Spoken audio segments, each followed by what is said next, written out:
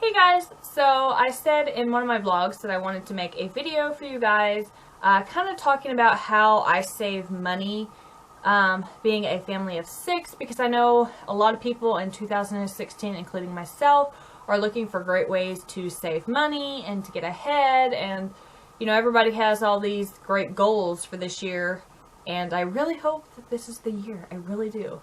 So yeah, and excuse the bedding in the back. I'm washing my comforter and pillowcases. I just got new sheets from my friend Mary. Love her. Love the sheets. It's gonna look good, so just excuse that. So I made a list of just things that we do to try to save money. I'm not saying that everything I do is right. I'm not saying that, you know, this is what you have to live by, but these are just some ideas if maybe you don't know where to start on how to save money. So I'm going to start with food. First things first, we don't eat out a lot. We eat out once, maybe every week to 2 weeks. And we try to find great deals. Like 1 week we got some coupons from Pizza Hut, and it was like a triple treat box. It was like $20. That is a good deal because, you know, if you buy pizza on a pretty regular basis, that even for just like 2 pizzas, it can be like $30. So I try to find good deals. Like right now, Sonic has one where like 2 people can eat for $9.99. And then right now, Wendy's also has like the 4 for $4 meal going on. So those are just a couple of great deals that are just around here. So I just try to look for really good deals there, or a big amount of food to feed my group for little of the money. So also, it's always there. At Taco Bell, there is a box. I want to say it's like 12 tacos. That's pretty reasonable too. Well, I think it's 12. We get that sometimes. So that's a pretty reasonable meal there. Secondly, we eat leftovers a lot. So say if I have hamburgers one night, the next night I'll try to roll over the hamburgers and like make either hamburger steak, or crumble up the hamburger and put it in a casserole like spaghetti or something like that. So it's good to just use your leftovers, or have just a leftover night if you have a lot of them. Just have it again the next night. That saves you from cooking, and it also saves you from throwing them out. I had a family member, I won't mention any names, but she would make this huge pan of lasagna, and I mean huge, and she knew that they were going to eat like this much of it, and then she would throw out the rest, and I was like, why? You know, to me, it was like, okay, well, you could have ate that again another night, or you could have froze it and had it later on down the line, so if you're busy at work, or an emergency, or the dad was watching the kids, he could have just took it out and popped it in the oven, and it was ready to go. So freezer meals are good too. And some of the things that I like to have on hand, speaking of like freezer stuff, and just dry goods, I always have beans, always. So if there's ever a time where I'm in a really rough spot, like financially or health-wise, I can't get to the store, whatever, I always have beans and rice and canned goods in my pantry, always. I always try to keep some meat in my freezer. You know, I use up what I get from the store, but I always try to keep a couple of extra, so if I don't get to the store on time, or something came up, like, you know, a dinner at church, or somebody is sick, or something like that, or I'm sick, I always have something in there, so I'm not just like bone dry. So whenever there's like really good meat sales, try to stock up on that. Even if it takes a little time for you to separate the meat and put it in your own Ziploc bags and stuff, do that. It's so worth it. And that's another great tip. When I buy big bundles of meat, that day that I buy them, I come home and I separate them into individual Ziploc bags. So if I buy this big old thing of pork chops that's got, I don't know, 16 in there, I break them up. You know, like, okay, I'm going to put 6 in this bag, 6 in this bag, and, you know, so forth. So that's really great to do there. Also with hamburger meat, you can do that. You can do it with chicken. Just know how much your family eats and, you know, stick that into bags. And then the next one, of course, is measure things out. Don't overcook. I have done this for years and years. I overcook because I was so worried that somebody was going to go away hungry or there was not going to be enough food to feed everybody. And then I would have like 10 tons of leftovers, and then we'd be like stuck eating spaghetti for like a week straight. It's like, oh, why? So measure out things. That is really good. Right now, with our healthy eating and stuff, I'm really starting to get into the whole measuring out everything, pretty much. The chicken, the vegetables, all that stuff. So that's also a really good tip there. Always keep flour and sugar on hand. Those are things like if you run out of bread, most of the time you can just whip up. It may not be the best tasting bread, but it'll, I mean, you won't starve, okay? You can whip up some bread, yeast, keep that on hand, sugar, you know, you need that for Kool-Aid, tea, etc. When it comes to like Kool-Aid and tea, that's pretty much all we have in our home. We have water. We do have juice because Dale likes juice, I like juice, the kids like juice. So I always try to keep juice on hand. We have Kool-Aid on hand, and of course I buy the big box of tea bags. We have water. I do drink Gatorade. We do drink soda, but, you know, I try to go with like, okay, I'm only going to buy like one 24-pack of soda a month. And of course, Kool-Aid's cheap, tea is cheap, you know, so I try to stay within reason, you know, and when there's good deals, like get a 12-pack for like $3. To me, that's a really good deal because a 24-pack at Walmart of Coke or Dr. Pepper right now is $7.50. So if you can find a great deal where you can get 3 for like $9, jump on that. And if you have the extra money, stock up on it so when soda does go back up because of holidays, cookouts, whatever, you're set. So that's a good deal. Look for really good deals. Use coupons, use, you know, codes, sales, you know, sometimes Walmart, and even Kroger and stuff like the deli, when they make too much bread and or they want to get rid of it quickly, you can get that and put it in your freezer and then you have it or use it, you know, within the next couple of days. So usually it's like marked down, like normally say like one of their loaves of like French bread is like $3, almost $4. And you go in there and you get it and it's marked down, it's like $1.99. You saved, like, seriously. So I do that a lot too. I also keep quick fix meals on hand in the pantry, like hamburger helper, tuna helper, pasta, mac and cheese. I do keep Chef Boyardee in there, stuff like that. Canned chili, you know, green beans, carrots, corn, peas, beans. I keep all of that stuff, Rotel, in there. That's spaghetti sauce. Great to have. Same with pasta. Buy pasta noodles because, like I said, if anything ever happened, you could at least have meatless pasta. You could have, you know, chili out of a can. I mean, the options are endless. You know, you're not going to starve, but it's really good to have on hand. I do buy some things in bulk, but you need to really watch out for bulk items because, like at Sam's Club, for toilet paper, when I was looking at it, was going to cost like $50 for bulk toilet paper. And when I did the math at Walmart, it was only going to cost $20. So I was like, why is this $30 more? So you need to really compare prices and be careful with some bulk items. Some things you're going to get a good deal on, and other ones you're not. It's like, why am I going to pay this much more? It's not worth it. Like, I'm not getting any more. So be careful of, you know, bulk items, but look in your sale paper, you know, there's always sales going on every week, so at least where I am. I do go grocery shopping, like, overall. I mean, I do it, like, every week, but that's just because we need milk. And I find that buying what we're going to have, like, our menu, we make up menus, too. That's another one. We make up a menu. I go each week, and I buy whatever we're going to need for that week, for those meals, for those lunches, for those snacks. So I buy weekly. Every now and then, I will go and buy, like, a whole month's worth of stuff. But I end up going back and needing more. I mean, so it's kind of a good thing, kind of a bad thing. Like, when I do, like, the monthly shop, it works out to an extent, but not. I mean, I wouldn't really recommend it because then I end up getting, like, a bunch of vegetables. I'm like, oh, I gotta use these real quick. Get a bunch of bread. I'm like, oh, I gotta use these.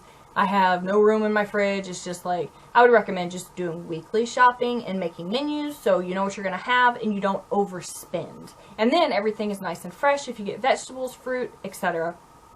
And buying things, keep in mind that name brand is not always best, but generic is not always best. Okay, I have seen the name brand stuff be cheaper than the generic, and I'm like, okay, well, I'm just gonna get the name brand. So, you know, watch that too. Some people are like, oh, just buy the generic stuff. Sometimes it's great, sometimes it's not.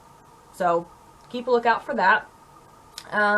Let's go ahead and move on to household stuff. I do buy some things that are generic on the cheap end, some things I just won't skip on.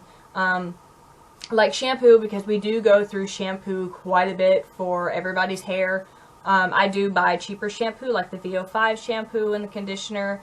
That is like, seriously, I think it's like 70 or 80 cents at Walmart. So I do buy that because we do go through it a lot. Now, I do every now and then buy different types of shampoo for my hair because my hair, of course, is longer and, you know, it's curly hair. And I'm working on growing it out and getting all the dyed hair off of it. So I do sometimes treat myself and get a little bit more pricier shampoo and conditioner. But, you know, if I was broke, at least I would have something to clean my hair. So VO5 shampoo, I mean, seriously. Look for deals though. There's Suave too. That's I believe like $1. Those are good. Paper plates.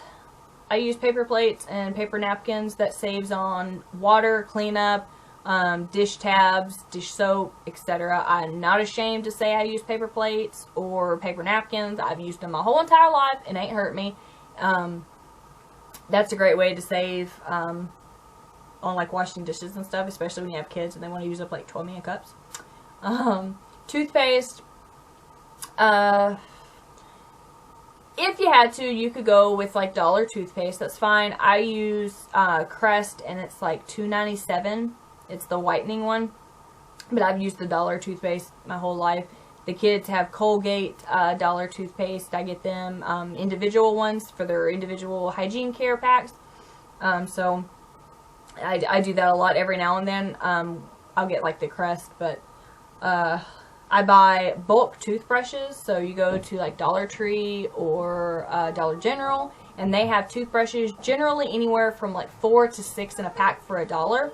I buy those because when I change out one person's toothbrush, I like to change everybody else's toothbrush out. It's all just done at one time. Also, when there's like sales at around like holiday time, like Christmas, they have all their Christmas stuff, you know, like marked down like really cheap, 70, 50, 90, whatever percent. I like to buy hand soaps during that time because normally they're like $1.98 and they'll have them marked down to like 50 cents. Even I've seen them lower than that. I like to stock up on them. I mean, I don't care if it's got a snowman on it or whatever. Hand soap is hand soap. And we use a lot because, of course, you know, I have 4 boys. And, I mean, we wash our hands a lot. You know, every time they go to the bathroom, wash your hands. So I like to stock up then. Because generally you can get 2 for the price of 1 or 4 for the price of 1. So I like to stock up on that. Toilet paper, I don't want to say splurge. I buy Cottonelle toilet paper and it's like $6.97. But I will buy that. And each time I buy toilet paper, I buy a cheap 4-pack for like 94, 97 cents for emergencies. Now, that is something that you can never, ever have too much of, is toilet paper. So, I mean, if you're in a rough spot, like I said, I'd rather have something that's going to wipe my butt than nothing at all and be like using a rag or a t-shirt. Yeah, I know. So, I always buy a cheap little pack for emergencies, and that has come in handy quite a bit because there's been times where I haven't noticed we're out of toilet paper and the husband hadn't either, and then I go up in there and I'm like, oh my gosh, we have no toilet paper. So we've had to use the emergency, and you know, that's the way it is. I like to shop at Dollar Tree, Dollar General, Walmart, Kroger for most of my stuff. Dollar Tree is great, especially when you're trying to keep a budget. And you can get like your toilet paper, your paper plates, your paper towels, your napkins, toothpaste, deodorant, shampoo, stuff like that there. Just keep in mind that sometimes it's not like the greatest quality, and sometimes you're not really getting a deal because it says $1. So keep all that in mind. So those are like my household things. Now when it comes to like clothes and stuff, I know you guys see in the vlog me getting clothes and stuff like that. I keep that to a moderation. Like, I buy clothes, but I don't buy them that often. I shop a lot of clearance. I shop a lot of thrift store. I am not ashamed to shop the thrift store. It does not bother me. I grew up wearing thrift store stuff. I grew up wearing name brand stuff. It doesn't bother me one bit, and it doesn't bother my children. We also do hand-me-downs. So, of course, I have 4 boys, so I have all the same gender. So, whatever the twins grow out of, Brody gets. Whatever Brody grows out of, Riley gets. Now, if you have different genders, then, of course, it's a little bit more difficult. But if you know that you're going to have more children, go through the clothes, whatever's good and salvageable, save that, put it in boxes, like mark it like 0 to 12 months, 2T, 3T, whatever, you know, the sizes, and separate them in different boxes. That way when it comes time, you just have to drag those boxes out, and you don't have to like dig through 15 medium like, oh my gosh, what's in here. So I save clothes that I know my child's going to wear again, that are in good shape. Same with shoes. So I save all of that for Riley right now, and of course I'm still on the fence about having another child. So when Riley gets done, I'll kind of sort of see like if it's worth saving, if I want to save it, you know what I mean? So I do that. But we also get clothes from friends at church. So like, hey, you know, so-and-so has grown out of this. Would you be interested in some clothes? So we kind of like trade clothes around our boys pretty much. And sometimes, you know, you can have like friends or family that are doing the same thing, or their children are older or younger, and you guys just trade clothes back and forth. That's great. Thrift stores, like I said, that's great, but you do need to be cautious about some of those, because I've seen where in the thrift store there'll be a shirt for like Brody and it's marked up to like $5, and then I've seen it at Walmart for like $2. So you need to be cautious about that as well. That's not all. You're not always getting a better deal at the thrift store. But I have noticed when it comes to like, say, jeans, for me anyways, I'm getting a better deal, because a pair of jeans for me cost at least $20. And I can get them at the thrift store for like $5 to $7. So I do save on that. But you do need to be cautious about if they fit or not, because if there's a place for you to try them on. Because I have eyeballed some, and they have not fit me. They're like, oh, I looked at them, I'm like, oh yeah, they're going to fit me. I got home, I could not even squeeze them over my butt. Okay, so be cautious about that. Really look over the clothes that you're buying at the thrift store, because they can have rips in them. The zipper could be broke, you know, you name it. Tears on them, etc. So just keep that in mind. But I like thrift store shopping, because you can find some really nice stuff there. If you've watched my vlogs, then you've seen some of the clothing that I have found brand new, and I've paid like little to nothing for. I said earlier I shop clearance. I really love to shop clearance. There's been so many shirts at the store I'm like, oh, I really want, but I don't want to pay that price for them, and I've waited a couple of months, and then they're on clearance, so I'm just grabbing them. Yard sales, they're really great too. Same thing with the thrift stores. Look them over. You know, you don't know what you're getting, but sometimes you can get like a really good deal. Back when I had like a bunch of baby girl clothes that I was saving, because I was hoping that I was having a girl. Anyways, I had this guy go out. He came out, and him and his girlfriend were expecting a girl, and he asked me, he said, how much for the bundle? So I just sold him the bundle. So I mean, that's a really good way too, because sometimes they just want to get rid of it. They're like $50, and you've got like a whole wardrobe for $50. So that's good. With shoes, oh my goodness, I buy Walmart shoes.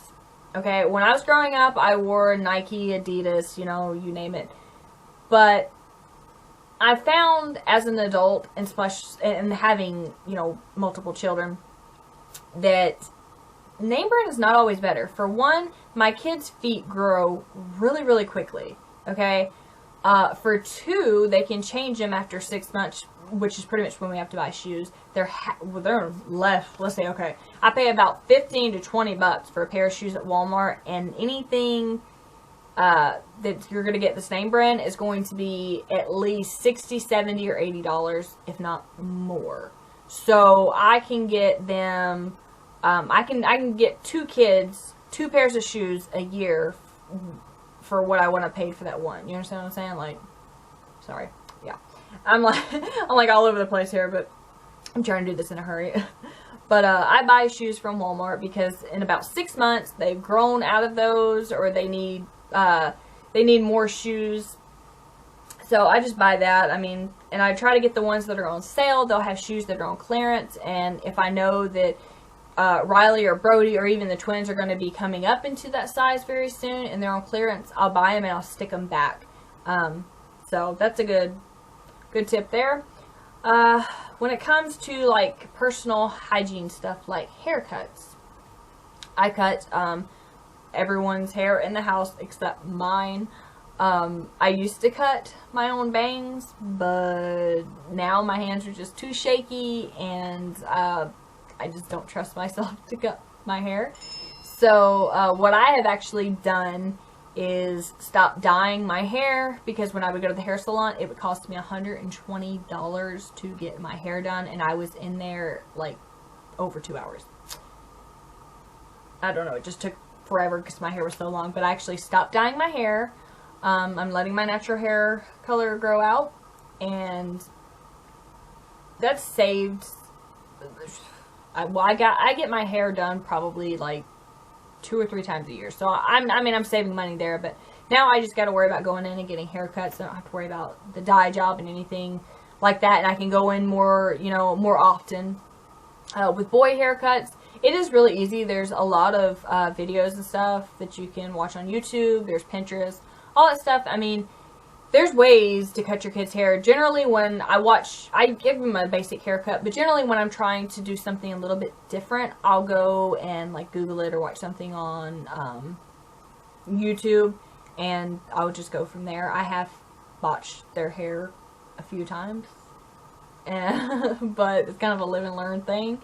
I just shaved Dell's head with the clippers, so that's pretty much what I do on haircuts. You can do some things at home if you don't really trust yourself at home, then maybe go to a stylist. But when it comes to dyeing your hair is great, and I understand some people's like, you're not going to get me to stop dyeing my hair. Yeah, it's true, but I mean, I used box dye for a long time. Be careful with that because you don't really know what you're putting on your hair. It can come out a crazy, awful color. Try to get something that you don't have to go in as often for. Like right now, I have my natural here, and then the blonde is here on the end, and that's because I'm letting it grow out. And what I told her that I was trying to grow my hair out, and I wanted this balayage look, so I could have my natural roots, and she put a little bit of brown in with the blonde, so it's not so noticeable. It's not like I had that whole like blonde going down here, so it's not like just a line. So she kind of made it blend and like mush it together. I don't know how to really explain that. But anyways, just think about that though. I don't get my nails done. Some people get their nails done. I mean, I would love to go like every once in a while and get my nails done, but to me it's not worth it because I take biotin, so my hair and my nails grow really, really quickly. So to me, I would have to go get my nails done like a lot, probably every week, because my nails grow a lot. Makeup, you guys know about my makeup. I wear it when I'm going out. If I'm at home, I don't wear it. I still shop Walmart makeup. Every once in a while, I'll get something offline from like Coastal Scents or something like that. But I just don't buy very expensive makeup. You can get nice looks with drugstore stuff. So I try to look for good deals there, what works, what doesn't work. Shop places like Walgreens, CVS, that if you get the wrong color, you can go back and they'll let you trade it in. I don't think Walmart does it. I've never tried it at Walmart. But I know that Walgreens does for sure. Another thing, let's see, when it comes to like electric basic stuff there, I pick one day to do laundry, and I do full loads. I don't do half loads. I do full loads. So that way you're running the dryer back to back and it doesn't have that cool down time, and then I got to heat all the way back up again, and same with the washer and stuff. It saves on water as well. I turn off lights when I'm not in the room. Duh. Everybody knows that. I shut doors when when we're not in there, so the part of the house that we are in stays nice and heated. I only run my heater when it is really cold, You know, I don't just like keep it running continuously. I'll turn it on, let it run its cycle, and then I will turn it down, and if it gets cold, then it'll, like really cold, it'll pop back on by itself. I also seal windows, seal doors, all of that stuff, just so cold air doesn't come in, draft in. You can vents during summer. That'll help keep the cool air in your house, instead of, you know, letting it just go out pretty much. So I also changed my fans around. There's a switch on our fan that we change around during the summer and the winter. It just circulates different, it turns different ways. So anyways, learn to do things yourself. Like when it comes to fixing stuff, some stuff you can fix no problem. You don't need to have somebody come out and fix it or take it somewhere to be fixed. There's a bunch of videos if you feel comfortable enough doing it. But I have noticed that, like, when we've had repairmen come out, they charge this god-awful amount. And it's like, well, and it was, I mean, it was some little minor fix, like something that I could have done. And it's like, oh my gosh, why am I paying this dude to do this when I could do this by myself?